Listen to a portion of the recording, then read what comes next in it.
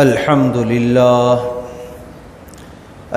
لله وكفى وسلام على عباده الذين اصطفى أما بعد فأعوذ بالله من الشيطان الرجيم بسم الله الرحمن الرحيم واتل ما أوحي إليك من كتاب ربك لا مبدل لكلماته ولن تجد من دونه ملتحدا سبحان ربك رب العزة عما يصفون وسلام على المرسلين والحمد لله رب العالمين اللهم صل على سيدنا محمد وعلى آل سيدنا محمد وبارك وسلم اللهم صل على سيدنا محمد وعلى آل سيدنا محمد وبارك وسلم اللهم صل على سيدنا محمد وعلى آل سيدنا محمد وبارك وسلم واتل ما اوحي إليك من كتاب ربك اللہ تعالیٰ اپنے محبوب صلی اللہ علیہ وسلم سے فرما رہے ہیں واتلو آپ تلاوت کیجئے، آپ پڑھیے ما اوحی الیک من کتاب ربک وہ جو آپ کی طرف وحی کیا گیا ہے آپ کے رب کی طرف سے کتاب میں سے، یعنی جو قرآن پاک آپ پر نازل کیا جا رہا ہے وحی کیا جا رہا ہے یہ لوگوں کے سامنے پڑھیے، تلاوت کیجئے۔ لا مبدل لکلماتی، اور اس بات کو یاد رکھیے کہ لا مبدل لکلماتی کہ اس قرآن کی جو باتیں ہیں لا مبدلہ کوئی نہیں بدل سکتا، کوئی نہیں بدل سکتا۔ ولن تجد من دونہ ملتحدا، اور آپ اس قرآن کے علاوہ کوئی اور چیز بھی پناہ کی نہیں پائیں گے جس سے آپ کو پناہ مل جائے، جس سے آپ کی حفاظت ہو جائے۔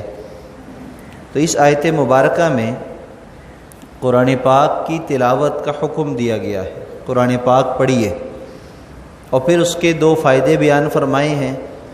ایک فائدہ کہ یہ قرآن کے اندر جو باتیں ذکر ہیں، جو فرما برداروں کے لیے وعدے ہیں، خوشخبریاں ہیں وہ بھی، اور جو نافرمانی کرنے والوں کے لیے سزا اور عذاب ہے وہ بھی۔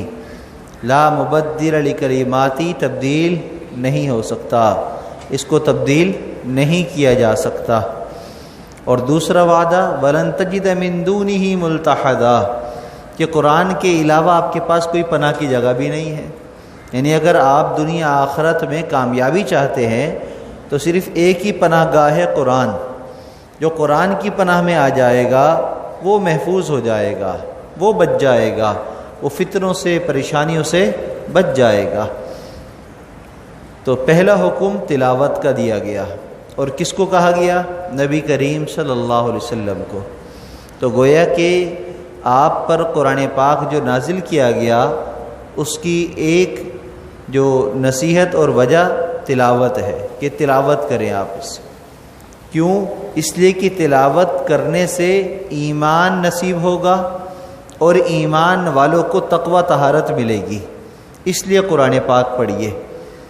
اور دوسری آیات میں جگہ جگہ قرآن پاک میں اللہ کے محبوب صلی اللہ علیہ وسلم کو یہ حکم دیا ہے کہ آپ کو ہم نے مبعوث اس لیے کیا ہے یتلو علیہم کہ آپ لوگوں کے سامنے تلاوت کیجیے، اس کی قرآن پاک کو تلاوت کرنے کے لیے ہی آپ کو مبعوث کیا گیا ہے۔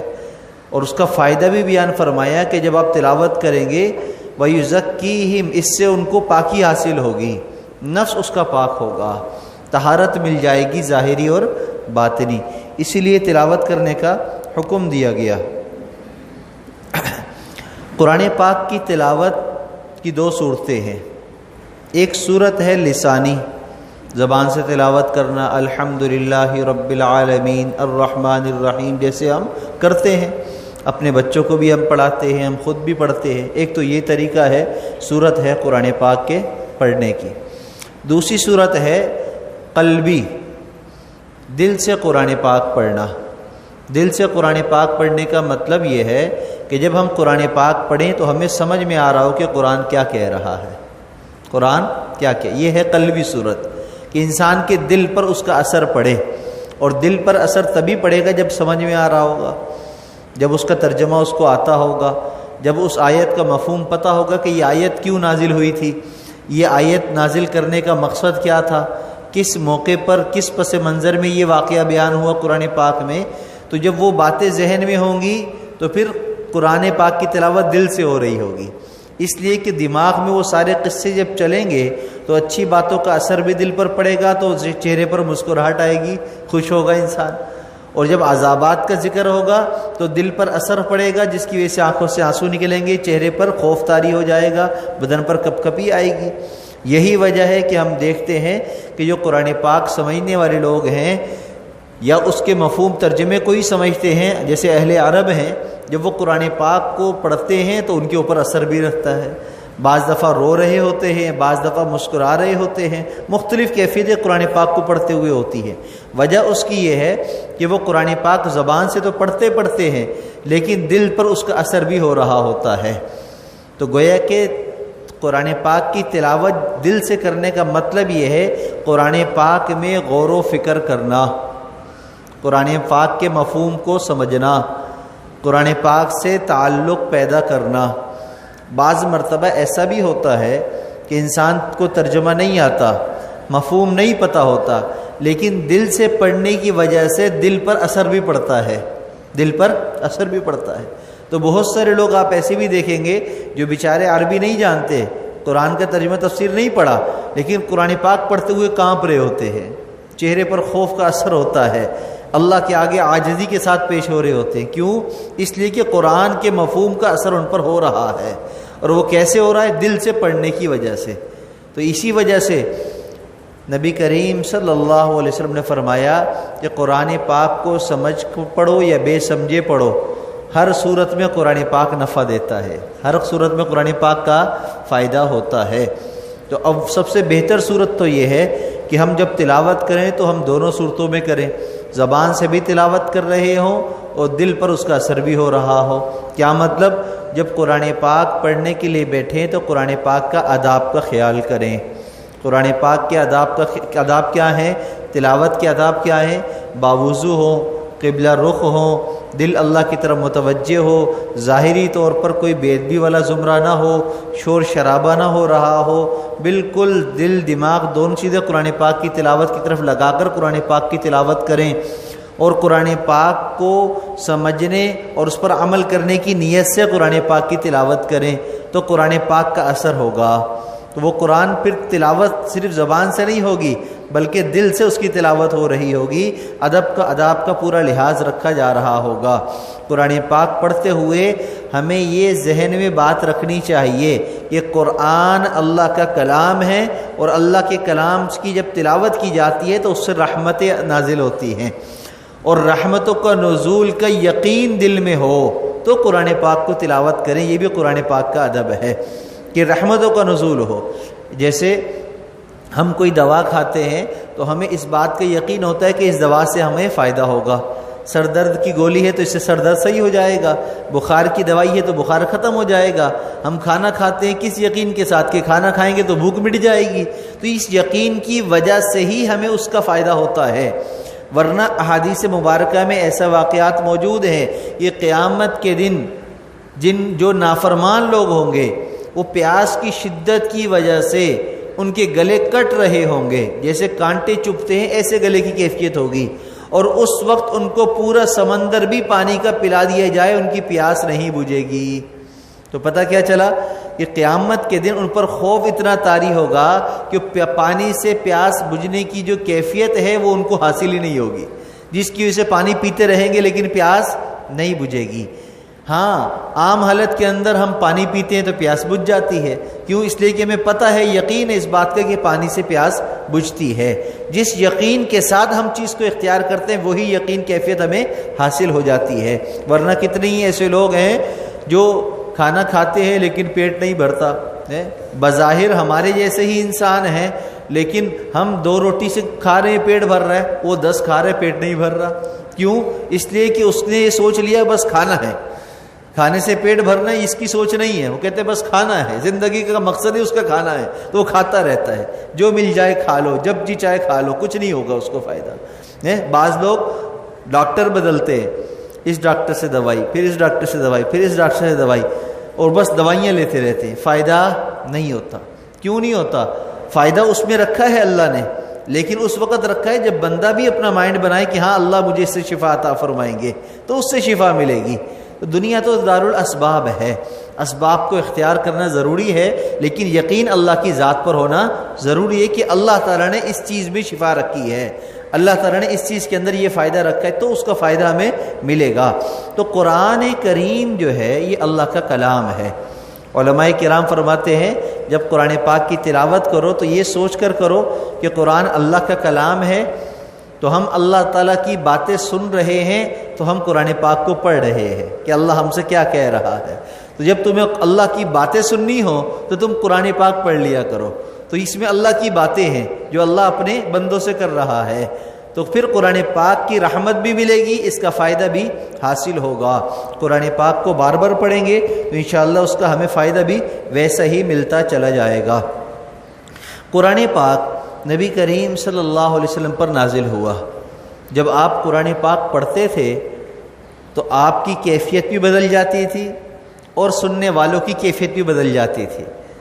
تو پتہ چلا قرآن پاک پڑھنے کا بھی فائدہ ہوتا ہے، قرآن پاک سننے کا بھی فائدہ ہوتا ہے۔ صحابہ کرام کے بارے میں اللہ تعالیٰ قرآن پاک میں فرما رہے وَإِذَا سَمِعُوا مَا أُنزِلَ إِلَيْهِ، کہ جب جو ہے قرآن پاک سنتے ہیں یہ لوگ، جب یہ قرآن پاک کو سنتے، وَإِذَا سَمِعُوا مَا أُنزِلَ إِلَى الرَّسُولِ، جو رسول کی طرف نازل کیا گیا، جب یہ اس کو سنتے ہیں، تَرَىٰ أَعْيُنُهُمْ تَفِيضُ مِنَ الدَّمْعِ مِمَّا عَرَفُوا مِنَ الْحَقِّ، کہ وہ اس بات کو پہچان رہے ہوتے ہیں کہ یہ حق ذات کی طرف سے نازل کیا گیا ہے، تو اس بات کو پہچاننے کی وجہ سے ان کی آنکھوں سے آنسو جاری ہو جاتے ہیں، ان کی آنکھوں سے آنسو جاری ہو جاتے ہیں۔ تو گویا کہ قرآن کو اگر تدبر کے ساتھ، غور و فکر کے ساتھ پڑھا جائے تو قرآن پاک کا اثر ظاہر بھی ہوتا ہے اور انسان پر اس کی کیفیت بھی آتی ہے، اس کی آنکھوں سے آنسو بھی جاری ہو جاتے ہیں۔ صحابہ کرام رضوان اللہ علیہ مجمعین بھی ایسے ہی تھے۔ حضرت عائشہ صدیقہ رضی اللہ تعالیٰ عنہ فرماتی ہیں کہ جب مجھ پر تہمت لگی اور میں آپ سے اجازت لے کر اپنے گھر چلی گئی، تو میں اپنے گھر گئی تو میں نے کیا دیکھا، ان دنوں میں دیکھتی کہ میں اپنے والد کو، حضرت ابوبکر صدیق رضی اللہ عنہ، وہ گھر میں قرآن پاک کی تلاوت کرتے تھے، اور جتنی دیر تلاوت کرتے تھے اتنی دیر ان کی آنکھوں سے آنسو جاری رہتے تھے، روتے رہتے تھے۔ یعنی قرآن کا اثر ایسا تھا۔ یہی ہے نا قرآن پاک کی وَإِذَا سَمِعُوا مَا أُنزِلَ إِلَى الرَّسُولِ تَرَىٰ أَعْيُنَهُمْ تَفِيضُ مِنَ الدَّمْعِ، کہ آپ دیکھیں گے ان لوگوں کو کہ یہ جب سنتے ہیں تو بھی آنسو جاری ہوتے ہیں، پڑھتے ہیں تو بھی آنسو جاری ہوتے ہیں۔ حضرت عمر فاروق رضی اللہ تعالیٰ عنہ وہی ہستی ہے جو رات کا وقت ہے، 14ویں کا چاند چمک رہا ہے، آپ گھر سے باہر نکلے، کعبۃ اللہ کے قریب آئے تو دیکھا کہ نبی کریم صلی اللہ علیہ وسلم کعبۃ اللہ کے ساتھ کھڑے ہوئے تلاوت کر رہے ہیں، تو چھپ کر آپ کی تلاوت سنتے رہے یہاں تک کہ آپ کی آنکھوں سے آنسو جاری ہو گئے۔ مسلمان نہیں ہوئے ابھی، یہ اس سے پہلے کا واقعہ ہے۔ پھر اس کے بعد کا واقعہ کیا ہوا کہ جب کفار مکہ نے بیٹھ کر پلاننگ کی اور یہ انعام رکھا کہ اس کو سرخ 100 اونٹ دیے جائیں گے جو ہے محمد صلی اللہ علیہ وسلم کا سر قلم کر کے لے کر آئے گا، تو حضرت عمر فاروق رضی اللہ عنہ جو اس وقت تک مسلمان نہیں ہوئے تھے کھڑے ہوئے، کہا کہ میں لے کر آؤں گا، اور آپ تلوار لے کر نکلے۔ لیکن پھر کیا ہوا، چونکہ پہلے تلاوت سن چکے تھے، دل پر اس کا اثر ہو چکا تھا، تو اب جب نکلے اس کام کے لیے جو اللہ نہیں چاہتے تھے، تو راستے میں ایک صحابی رسول ملے، کہاں جا رہے ہیں؟ فرمایا کہ میں یہ کام کے ارادے سے جا رہا ہوں۔ کہا کہ پہلے اپنے گھر کا حال تو پتہ کر لو، آپ کے بہن اور بہنوئی مسلمان ہو چکے ہیں، ان کے گھر پر آئے۔ بہرحال قصے مختصر جب گھر میں داخل ہوئے سارا واقعہ ہوا، آخر میں کہنے لگے پڑھ کیا رہے ہو، یہ بھی تو مجھے دکھاؤ، میں نے سنا ہے کچھ۔ کہا کہ تم ناپاک ہو، آپ پاک ہوئے، غسل کیا، پھر آپ کے سامنے وہ قرآن پاک کی تلاوت کی گئی، انی انا اللہ، سورۃ الطٰہٰ کی آیتیں تلاوت کی گئی۔ جیسے ہی سنی دل پر ایسا اثر ہوا کہ رات والی کیفیت لوٹ کر آ گئی، اور فوراً کہنے لگے کہ مجھے بھی لے چلو، میں بھی کلمہ پڑھنے کے لیے تیار ہوں۔ تو قرآن پاک کو پڑھنے سے بھی انسان کو فائدہ ہوتا ہے، قرآن پاک کو سننے سے بھی فائدہ ہوتا ہے۔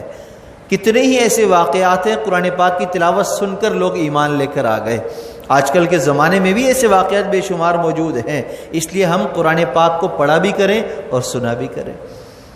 یہ تو صحابہ کے واقعات ہیں۔ امام اعظم ابو حنیفہ رحمۃ اللہ علیہ، جن کو امام اعظم کہتے ہیں، کیوں کہتے ہیں؟ دیکھیے، امام کہتے ہیں پیشوا کو، رہنما کو، بڑے کو۔ امام اعظم اماموں میں سب سے بڑا، اماموں میں سب سے بڑا، اس کو کہتے ہیں امام اعظم ہے۔ آپ اماموں میں سب سے بڑے ہیں۔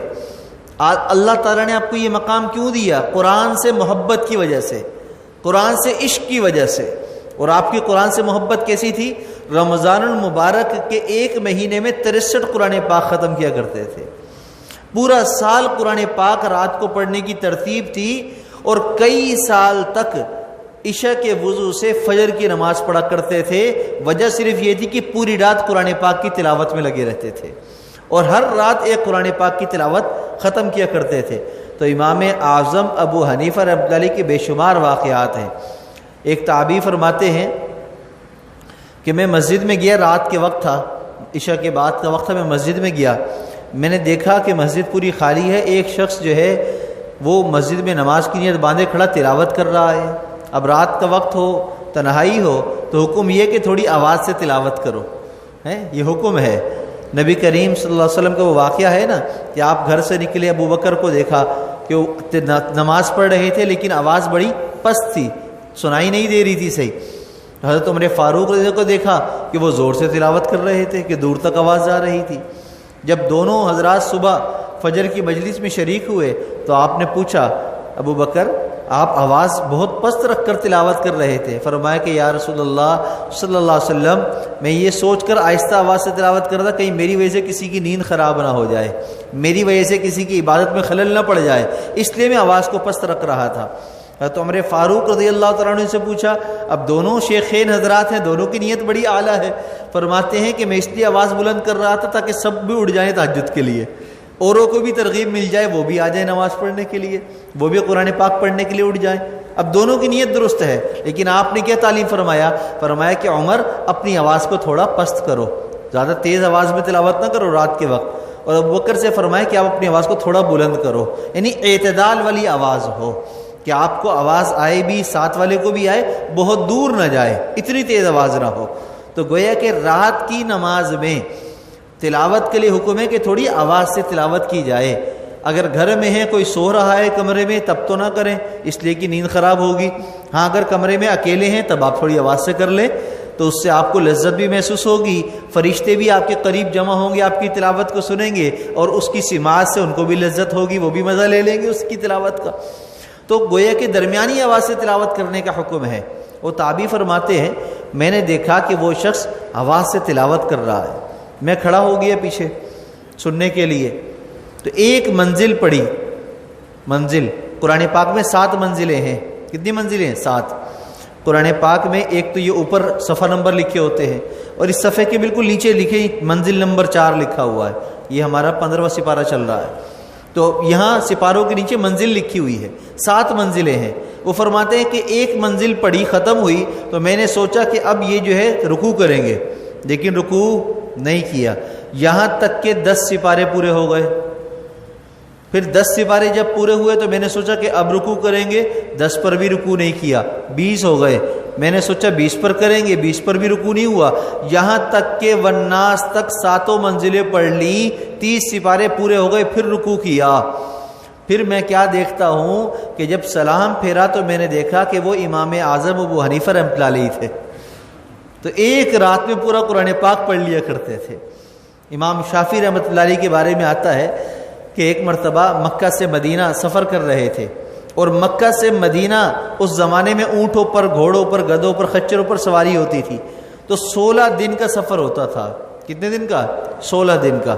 تو فرماتے ہیں کہ 16 دن میں 16 قرآن پاک میرے ختم ہو گئے روزہ سفر میں. عام حالت نہیں ہے یہ. 16 دن کا سفر اور 16 قرآن ختم.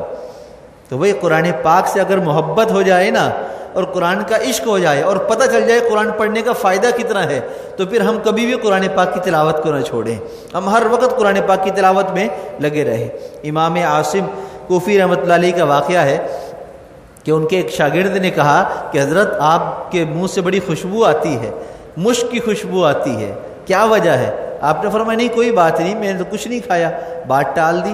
بار بار اس نے سوال کیا تو آپ ایک دفعہ فرمانے لگے کہ میں ایک دن رات کو سویا ہوا تھا کہ رسول اللہ صلی اللہ علیہ وسلم کی زیارت مجھے خواب میں ہوئی اور مجھے آپ صلی اللہ علیہ وسلم کہنے لگے کہ اے کوفی, اے عاصم, تو ہر وقت تلاوت کرتا رہتا ہے, تیری تلاوت مجھے بڑی اچھی لگتی ہے, میں تیرے لبوں کا بوسہ لے لوں.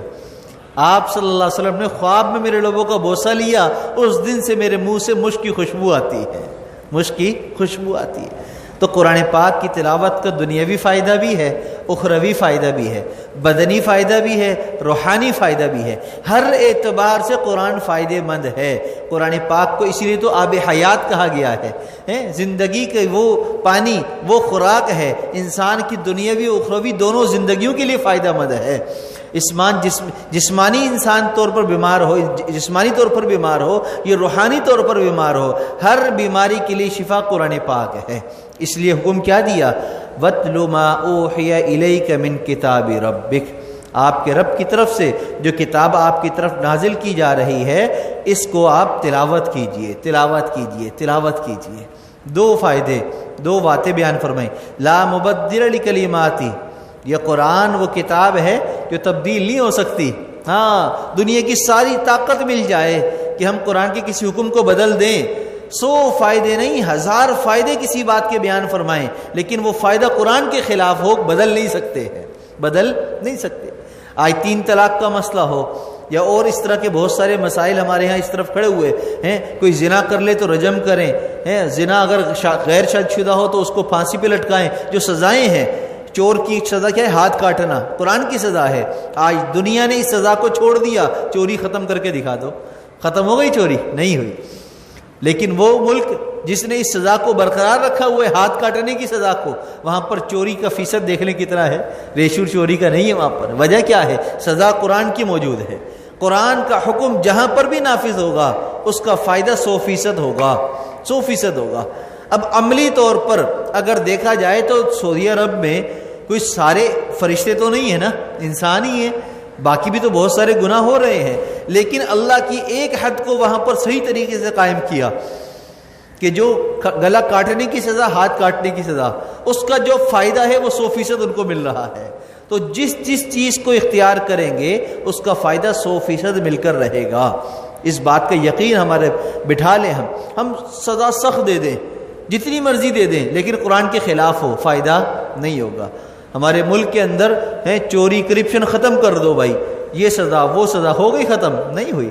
کرپشن ختم کرنے کے فارمولے جو قرآن پاک میں ہیں, جو احادیث مبارکہ میں ہیں, جب اس کو اختیار نہیں کریں گے کرپشن ختم نہیں ہو سکتی, چوری ختم نہیں ہو سکتی, زنا ختم نہیں ہو سکتا. تو ہمیں قرآن پاک کو اختیار کرنا ضروری ہے. لا مبدل لکلماتی, اس کی سزاؤں کو کوئی بدل نہیں سکتا ہے. اللہ نے جو وعدہ کر دیا کہ نیک لوگوں کو جنت دوں گا, نیک لوگوں کو میں رزق میں برکت دوں گا, قرآن پاک پڑھنے کا فائدہ تمہیں دنیا میں ملے گا, وہ مل کر رہے گا. اور قرآن کی نافرمانی کرنے والوں کو سزا ملے گی, وہ مل کر رہے گی, کوئی بدل نہیں سکتا. دوسری بات, وَلَن تَجِدَ مِن دُونِهِ مُلْتَحَدًا, اگر ہم سب مل کر یہ چاہیں کہ قرآن کو ہاتھ نہ لگائیں لیکن ہم محفوظ ہو جائیں, ہو جائیں گے؟ نہیں. قرآن کے علاوہ کوئی جائے پناہ نہیں ہے, قرآن کے علاوہ کسی اور چیز میں شفا نہیں ہے. ساری بیماری, موت کے علاوہ سب بیماریوں کی شفا قرآن پاک میں موجود ہے. تمام دنیا کی طاقتوں سے حفاظت اگر چاہتے ہیں تو قرآن موجود ہے. قرآن پڑھ لیجئے, اللہ حفاظت فرمائیں گے. اور اس کے مشاہدے موجود ہیں, تجربے موجود ہیں, واقعات بے شمار موجود ہیں. قرآن پاک پڑھنے سے فائدہ ہوا, ایسے فائدے, ایسی برکات کہ اس کا ہم تصور ہی نہیں کر سکتے. ایک بزرگ گزرے ہیں, ابو مسلم خولانی رحمۃ اللہ علیہ, پہلے زمانے میں باندی غلام بہت ہوا کرتے تھے، اب یہ سلسلہ ختم ہو گیا، الحمدللہ کہ یہ سلسلہ ختم ہو گیا، کیونکہ اللہ کو غلامیت پسند نہیں ہے۔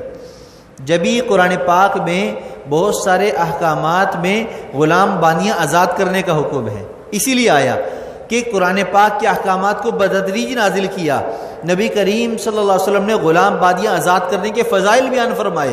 یہی وجہ تھی کہ صحابہ کرام ایک ایک مجلس میں 100 غلام آزاد کر دیا کرتے تھے، کیونکہ آپ نے فضائل بیان فرمائے، اس لیے کہ اللہ کو غلامیت پسند نہیں ہے۔ اللہ کو اگر غلامیت پسند ہے تو صرف ایک ہی غلامی ہے، وہ اللہ کی غلامی ہے، قرآن کی غلامی ہے، اس کے علاوہ کوئی اور غلامی پسند نہیں ہے۔ تو اسی غلامی کو اگر ہم اختیار کریں گے تو ہمیں فائدہ ہوگا، ورنہ فائدہ نہیں ہوگا۔ ابو مسلم خولانی رحمۃ اللہ علیہ کا واقعہ لکھا ہے، ان کی ایک باندی تھی، کافی عرصے سے ان کے ساتھ تھی، بوڑھے ہو گئے۔ ایک دفعہ کہنے لگی کہ اتنا عرصہ ہو گیا میں آپ کے کھانے میں زہر ملا کر آپ کو دیتی ہوں، آپ کے پانی میں زہر ملاتی ہوں، لیکن آپ پر اثر نہیں ہوتا، آخر مجھے وجہ تو بتلائیں کہ کیوں؟ کہنے لگے تو مجھے دیتی کیوں ہے زہر؟ کہنے لگے اس لیے کہ تم بوڑھے ہو گئے ہو، تم بوڑھے ہو گئے ہو، میں اس لیے تم سے اپنی جان چھڑانے کے لیے تمہیں زہر دیتی ہوں، لیکن یہ بتلائیے کہ اتنے عرصے سے میں زہر دے رہی ہوں، آپ پر اثر نہیں ہو رہا۔ کہنے لگے کہ میں جب بھی کوئی چیز کھاتا ہوں یا پیتا ہوں بسم اللہ الرحمن الرحیم پڑھ کر استعمال کرتا ہوں، کھاتا پیتا ہوں، اس لیے مجھ پر زہر کا اثر نہیں ہوتا۔ بتلائیے ذرا، کبھی ہم نے سوچا؟ آج ہم کھانا کھاتے ہیں بیمار ہو جاتے ہیں، کھانا کھاتے ہیں پیٹ میں درد ہو جاتا ہے، کھانا کھاتے ہیں پریشانی ہو جاتی ہے، کیوں؟ بسم اللہ نہیں پڑھتے۔ شیطان اس کھانے میں شامل ہو جاتا ہے، جس کھانے سے پہلے بسم اللہ نہ پڑھی جائے شیطان تو شامل ہوتا ہے، لیکن اس کھانے کے اندر اگر کوئی نقصان ہو اس سے پھر ہم محفوظ نہیں ہوتے۔ اگر کھانے میں کوئی نقصان والی چیز ہے لیکن ہم بسم اللہ پڑھ لیں گے تو اس نقصان سے اللہ ہمیں محفوظ فرما دیں گے۔ تو صرف بسم اللہ پڑھنے پر زہر کے اثر کو ختم کر دیا، اس سے حفاظت ہو گئی، تو صرف پورے قرآن پاک کو جب پڑھیں گے تو کتنا فائدہ ہوگا، کتنے ہم محفوظ ہو جائیں گے۔ تو اس لیے ہم قرآن پاک کی تلاوت کا معمول بنا لیں۔ ایک عالم فرماتے ہیں، عبد المالک صدیقی رحمۃ اللہ علیہ، ایک بہت بڑے بزرگ گزرے ہیں، میں ان سے بیت ہوا، انہوں نے مجھے حکم دیا کہ روزانہ ایک سپارہ قرآن پاک کا تلاوت کرنا ہے۔ وہ فرماتے ہیں کہ زندگی گزر گئی بیت ہوئے وے، آج تک میرا معمول یہی ہے کہ میں ایک قرآن پاک تلاوت جو ہے وہ سپارے کے کرتا ہوں، روزانہ کرتا ہوں، اور اس کا فائدہ مجھے یہ ہوا کہ اللہ تعالیٰ نے پوری دنیا میں مجھے تبلیغ کے لیے قبول کر لیا۔ میں دنیا کے ہر ملک میں گیا، خشکی میں گیا، تری میں گیا، ہر جگہ اللہ کے پیغام کو پہنچانے کے لیے گیا، اور اس کا فائدہ مجھے یہ قرآن پاک کا ہوا، اس کی تلاوت کا فائدہ ہوا۔ آج ہم پریشان ہیں، وہی پریشانیاں ہماری ختم ہو سکتی ہیں، بس ہم قرآن پاک کو اپنا اوڑھنا بچھونا بنا لیں، تلاوت کا ہم معمول بنا لیں۔ ایک بزرگ گزرے شیخ ابو القاسم قشیری رحمۃ اللہ علیہ، بس آخری بات فرماتے ہیں، میں بڑا غمگین تھا، میرا بیٹا بیمار ہو گیا، ایسا بیمار ہوا کہ کوئی دوا اس پر اثر نہیں کر رہی تھی، کوئی دوا اثر نہیں کر رہی تھی، میں بڑا پریشان رہتا تھا۔ ایک دن رات کو سویا ہوا تھا کہ نبی کریم صلی اللہ علیہ وسلم کی زیارت ہوئی، آپ نے کہا کہ ابو قاسم اتنا غمگین کیوں ہے، کیا پریشانی ہے؟ میں نے کہا یا رسول اللہ صلی اللہ علیہ وسلم میرا بیٹا بیمار ہے، اس کو کوئی دوا اثر نہیں کر رہی، اور اس لیے میں پریشان ہوں، غمگین ہوں، یہ غم میرا لگ گیا ہے میرے ساتھ۔ آپ نے خواب میں فرمایا تو آیت شفا کو کیوں اختیار نہیں کرتا، آیت شفا کو کیوں اختیار نہیں کرتا، تو اس کو اختیار کر، اس سے تیرے بیٹے کو شفا مل جائے گی۔ فرماتے میری آنکھ کھل گئی، پھر میں نے قرآن پاک کی آیت شفا نکالی اور ان کی تلاوت شروع کی، اور میں نے آیت شفا کو 3 دن تک لگاتار 3 دفعہ پڑھ کر پانی پہ دم کر کے بچے کو میں نے پلایا، اللہ نے 3 دن میں اس کو بیماری سے شفا عطا فرما دی۔ قرآن پاک میں اللہ تعالیٰ نے آیت شفا نازل فرمائی، سورۃ الفاتحہ بھی آیت شفا میں سے ہے، اس کے علاوہ بھی صورتیں ہیں، جیسے قرآن پاک میں اللہ ویشفی صدور قوم مؤمنین وشفاء لما فی الصدور فی شفاء للناس وننزل من القرآن ما هو شفاء ورحمۃ للمؤمنین وإذا مرضت فهو یشفین قل هو الذین آمنوا هدی وشفاء۔ جہاں جہاں شفا کا لفظ آ رہا ہے چاہے وہاں پر روحانی شفا کا ذکر ہو یا جسمانی شفا کا ذکر ہو، ان آیات کو قرآن پاک میں سے نکالیے۔ بڑے سے بڑا بیمار ہے، کئی سالوں کا بیمار ہے، اس بیمار کو اس آیتیں پڑھ کر اس پر دم کریے۔